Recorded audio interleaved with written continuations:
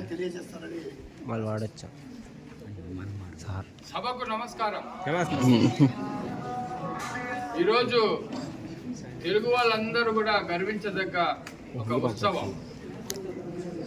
మనకందరికీ ఒక పాట వినిపిస్తేనే ఒక ఉత్సాహం వస్తుంది. వేములపల్లి శ్రీకృష్ణుల వారు ఆ పద్యాన్ని పాటను రాశారు.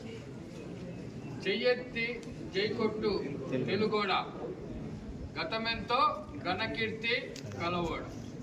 ఈ తెలుగుకి గతంలో ఘనకీర్తి ఉందని వేములపల్లి వారు తెలియజేశారు. అంటే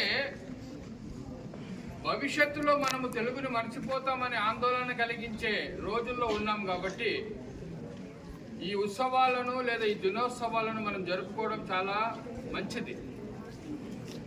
దేశ భాషలందు తెలుగు లెస్స. అంటే దేశ భాషల్లోనే తెలుగు చాలా తీయనిది, కమ్మనిది. మనమే కాదు కానీ అమెరికా లాంటి దేశంలో కూడా ఏ భాష అయినా మాట్లాడుతుంటే వారు చాలా తీయనిదిగా భావించేది తెలుగు భాష. కాబట్టే ఈరోజు అమెరికాలో కూడా అక్కడ చదువుకుంటున్న విద్యార్థులకు రెండవ భాషగా మన తెలుగు భాషను కూడా అనుమతించారు.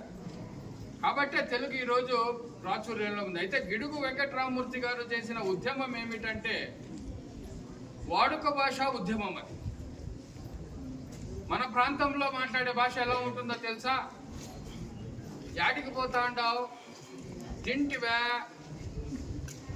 ఏం చేస్తా ఉండావు, ఇలా ప్రతి భాష కూడా ఒక్కొక్క ప్రాంతానికి ఒక రూపం తీసుకుంటుంది. దాన్నే మనం ఏమంటాము? యాస అని అంటాం. ఆంగ్లం అన్న వేరే అనవచ్చును కానీ తెలుగును ఏమంటాం? దాన్ని మనము యాస అంటాం. అలాగా మనకు తెలుగుకు మన ఎవరైతే తెలుగు రెండు రాష్ట్రాలనే కాక ప్రపంచంలో మాట్లాడే వారందరికీ కూడా ఒక భాష, గ్రాంధిక భాష అని ఉండేది. అది కష్టం అందరికీ అర్థం చేసుకోవడం.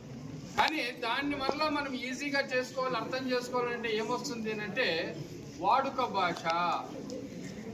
ఆ వాడుక భాష ఉద్యమకర్తే అయ్యన గిడుగు వెంకట్రామమూర్తి.